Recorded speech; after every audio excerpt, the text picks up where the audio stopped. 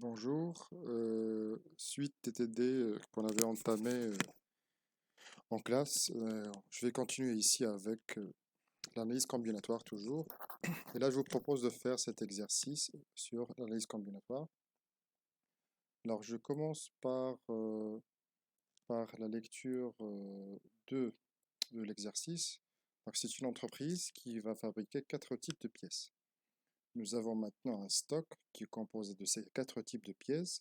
Nous avons la pièce A, B, C et D. Donc on a 8 pièces de type A qui coûtent 8 dirhams. Nous avons 7 pièces de type B qui coûtent 6 dirhams. 6 pièces de type C qui coûtent 5 dirhams. Et 5 pièces de type D qui coûtent exactement 4 dirhams l'unité. Donc on va faire des lots de 4 pièces. Donc la première question pour nous, c'est de voir combien de manières distinctes on peut constituer des lots de 4 pièces, mais à condition des lots de 4 pièces ayant au moins une pièce A, avec au moins une pièce A. Alors ce qu'on va faire ici, dans un premier temps, c'est qu'on va essayer de calculer oméga. Oméga pour nous dans cet exercice, c'est les lots de 4 pièces, quelle que soit la nature des pièces, des lots de 4 pièces en général.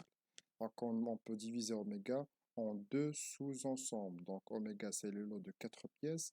Alors les deux sous-ensembles qui composent oméga, c'est des lots de 4 pièces n'ayant aucune pièce A, et ici des lots de 4 pièces avec au moins une pièce A. Donc les lots de 4 pièces, donc soit c'est des lots qui n'ont pas de pièce A, soit ce sont des lots qui ont des pièces A. Donc on va appeler le premier E. L'événement premier, on va l'appeler E. Le deuxième événement, on va l'appeler E bar. Et ce que nous cherchons, je vous rappelle que ce que nous cherchons, c'est E bar, c'est-à-dire les lots de 4 pièces ayant au moins une pièce A.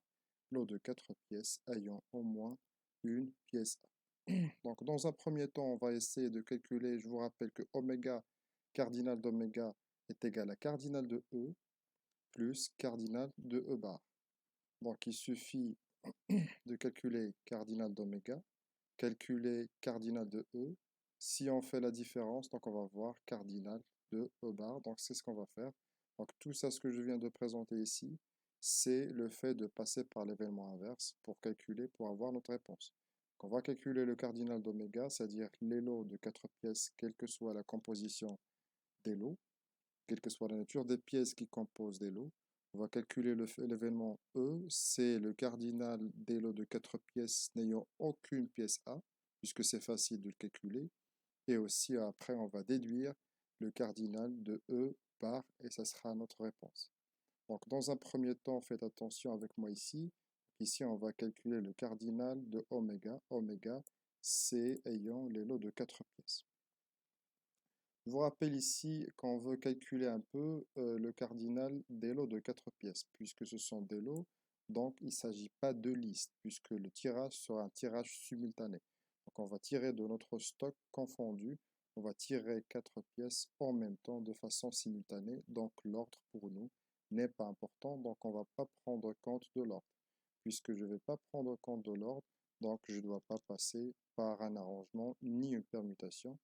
Ce qu'il me reste à prendre, c'est une combinaison. Donc, je vais passer par une combinaison. Il s'agit de prendre 4 pièces, puisque ce sont des lots de 4 pièces. Donc, je vais prendre 4 pièces à partir d'un sous-ensemble qui est égal à 26, puisque le nombre total de pièces que j'ai ici, c'est 26 pièces. Donc, je vais prendre 4 pièces parmi 6. Donc, ça sera la combinaison de 4 pièces parmi 26, pardon, et ce qui est égal à 14 950 lots de 4 pièces possibles. Donc pour moi, cardinal d'oméga, c'est combinaison de 4 parmi 26. Deuxièmement, je passe maintenant au calcul de l'événement E. L'événement E, je vous rappelle, c'est l'ensemble des lots de 4 pièces ne contenant pas de pièce A. Les lots de 4 pièces ne contenant pas de pièce A. Jusqu'à maintenant, j'ai le cardinal d'oméga. Je vais calculer maintenant les lots qui ne contiennent pas de pièce A. Et après, je vais passer à la différence entre les deux pour avoir notre réponse qui est E bar. Alors, pour calculer l'ensemble des pièces de 4, l'ensemble des lots de 4 pièces sans aucune pièce A, donc comme vous l'avez compris, c'est un cardinal oméga, donc je vais faire la même chose parce que pour moi toujours l'ordre n'est pas important, car je vais tirer simultanément 4 pièces à partir du sous-ensemble pertinent pour moi. Alors le sous-ensemble pertinent pour moi ici, c'est l'ensemble de pièces au total sans prendre en compte les pièces de type A. Donc, ce que je vais prendre les pièces de type B, les pièces de type C et les pièces de type D. Donc, si je fais le total ici, donc ça sera 18. Donc, le sous-ensemble qui me concerne ici, c'est 18 pièces. Et je vais prendre toujours 4 pièces que je dois prendre. Donc, combien de pièces j'en ai besoin? Et je vais les prendre parmi quel sous-ensemble et après, est-ce que je vais prendre en compte l'ordre ou pas? Donc ici, je ne vais pas prendre en compte l'ordre et j'ai besoin de 4 pièces et d'un sous-ensemble de 18. Donc ce sera cardinal de 4 parmi 18, ce qui va me donner un total de 3060. Ça va me donner un total de 3060. Donc jusqu'à ce moment ici, j'ai le cardinal d'oméga et j'ai le cardinal de l'ensemble E. Donc tout simplement, pour avoir ma réponse qui est les lots de 4 pièces ayant au moins une pièce de type A, c'est la différence entre les deux. Donc ce sera la différence entre cardinal oméga avec le cardinal de E. Et ça va me donner un total de 11 880. Maintenant, je passe à la deuxième question qui ressemble à la première. Donc, de combien de manières distinctes peut-on constituer des lots? Hmm. Peut-on constituer des lots de 4 pièces ayant au moins une pièce A et une pièce B? Donc, ayant au moins une pièce A et une pièce B. Dans la première question, on a essayé de voir combien de lots de 4 pièces ayant au moins une pièce A. Donc maintenant, il s'agit de voir les nombres de lots ayant au moins une pièce A et au moins une pièce B. Donc on va passer comme ce qui est écrit en couleur, c'est un peu des indications, c'est un peu des explications pour vous aider à corriger l'exercice, voilà, à résoudre l'exercice.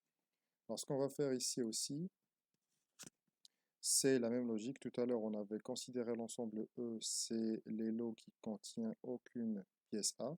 Maintenant, on va rajouter un autre événement, c'est l'événement F, et qui va un peu, comme c'est présenté ici, l'ensemble E, c'est les lots qui ne contiennent pas de pièce A, et F, c'est les lots qui ne contiennent pas de pièce B. Et à l'extérieur de E union F, c'est E union F bar. Donc tout ça, c'est oméga. E, l'ensemble des lots qui ne contiennent pas de pièce A, et F, l'ensemble des lots qui ne contiennent pas de pièce B à l'extérieur, c'est E union F. Donc, nous avons déjà cardinal d'oméga, donc ce qu'il nous reste à faire, c'est de calculer un peu le cardinal de E union F. D'accord? Alors, avant de calculer le cardinal de E union F, donc, comme je l'avais dit, on va considérer F l'ensemble des lots de 4 pièces ne contenant pas de pièce B. Alors, comment calculer le cardinal de F? Donc, toujours, je vais passer par la combinaison puisque toujours l'ordre pour moi n'est pas important puisqu'il s'agit de retirer 4 pièces en même temps de façon simultanée. Donc, je vais prendre, en passant par la combinaison, je vais prendre 4 pièces, bien entendu, et à partir d'un sous-ensemble de 19. Pourquoi un sous-ensemble de 19? Parce que c'est l'ensemble du stock au total moins les pièces de type B. Donc je ne vais pas prendre 7. Donc ce sera 8 plus 6 plus 5. Donc ça va donner un sous-ensemble de 19. Donc cardinal de F, c'est combinaison de 4 parmi 19. On va passer après maintenant au calcul du cardinal de E union F. Alors, cardinal de E union F, comme vous le savez, donc ça sera cardinal de E plus cardinal de F moins cardinal de l'intersection pour ne pas calculer l'intersection, pour ne pas prendre en compte l'intersection deux fois. Donc, ça sera cardinal de E plus cardinal de F moins cardinal de l'intersection. Cardinal de F de E, comme on l'avait déjà calculé, c'est combinaison de 4 parmi 18 plus la combinaison de 4 parmi 19 pour le cardinal de F, et je retranche l'intersection. C'est quoi l'intersection pour moi? L'intersection, c'est les lots composés de 4 pièces et qui contiennent à la fois les pièces A et les pièces de type B. Donc, ce sera C de 4 parmi 11. Ce sera C de 4 parmi 11. C'est 6 plus 5. Il ne contient ni la pièce A, ni les pièces B. Donc, 6 plus 5, c'est 11. Donc, cardinal de 4 parmi 11. Donc là, on a le cardinal de E union F. Donc, ce qui me reste à faire, c'est de prendre le cardinal d'oméga et de retrancher l'intersection que nous avons déjà calculée. Donc, c'est C de 4 parmi, C de 4 parmi 26, moins C de 4 parmi 18, moins C de 4 parmi 19, plus C de 4 parmi 11. Cardinal d'oméga qui est ça, moins, là on a enlevé les parenthèses, moins cardinal de E union F qui est tout ça. Cardinal de E union F, ça va donner 8343 lots différents.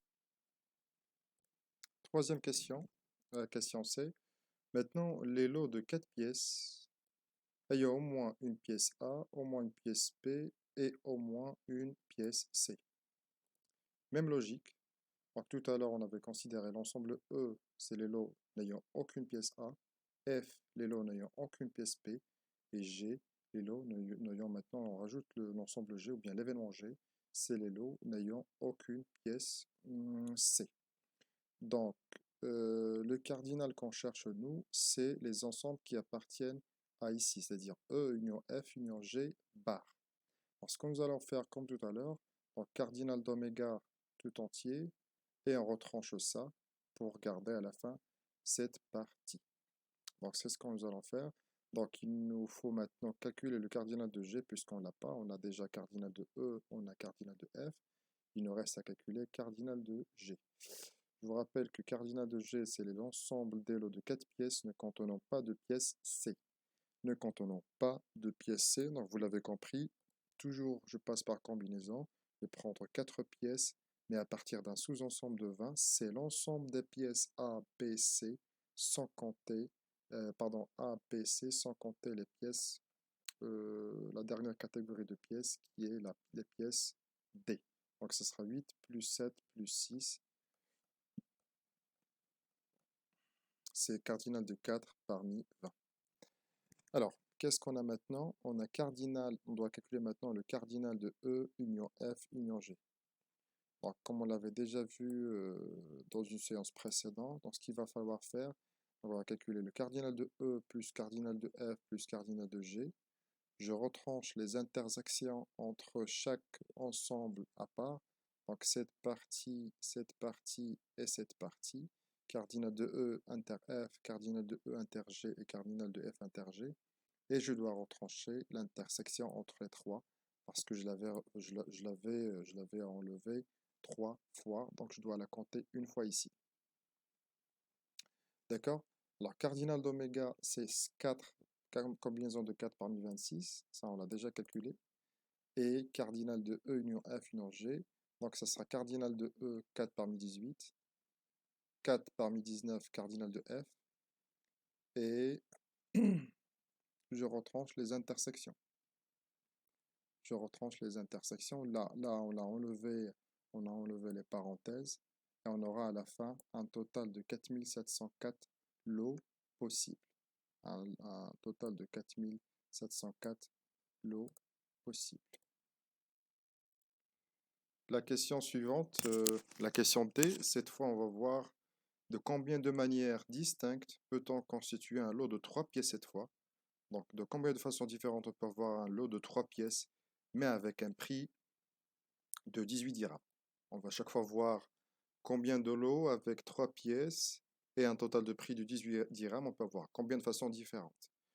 Alors ce qu'on va faire ici, c'est qu'on a 3 possibilités. On a 3 possibilités. Soit on peut constituer 3 pièces de type B, on aura un total de 18 dirhams, 2 pièces de type C et une pièce de type A, ou bien une pièce de type A, une pièce de type B et une pièce de type D. D'accord? Donc les 3 cas, ça va nous donner toujours un total de 18 dirhams pour chaque type de lot. Premier cas, c'est les 3 pièces de type B, donc on va prendre 3 pièces d'un sous-ensemble de 7. avec une combinaison, puisque toujours, l'ordre n'est pas important pour nous. D'accord? Deuxième catégorie ou bien deuxième possibilité pour avoir un total de 18 dirhams, c'est de prendre deux pièces de type C et une pièce de type A. Deux pièces de type C, une pièce de type A, ce qui va faire une combinaison de 2 parmi 6, puisqu'on a 6 pièces du type C au total. Donc on va prendre deux pièces de type C, toujours, et une combinaison de 1 parmi 8 pour prendre les pièces de type A. Et finalement, on peut prendre une pièce de type A dans un sous-ensemble de 8 pièces, une pièce de type B, un sous-ensemble de 7, et une pièce de type D, un sous-ensemble de 5. Donc, la réponse finale, c'est de faire le total des trois possibilités. Donc, soit, je répète, trois pièces de type B, deux pièces de type C, une pièce de type A, ou bien ici, une pièce de type A, une pièce de type B et une pièce de type D, ce qui va nous faire un total de 435 lots possibles. Dernière question de cet exercice, la question E. Donc, de combien de façons différentes cette fois? Je peux avoir des lots de 3 pièces, mais qui soient inférieurs à 14 dirhams, hein. Des lots de 3 pièces et qui soient inférieurs à 14 dirhams. Donc, on a encore ici aussi trois façons différentes pour avoir des lots de 3 pièces inférieurs à 14. Donc, si vous revenez aux données, vous allez voir qu'on peut constituer cette requête de trois façons différentes. Donc, 3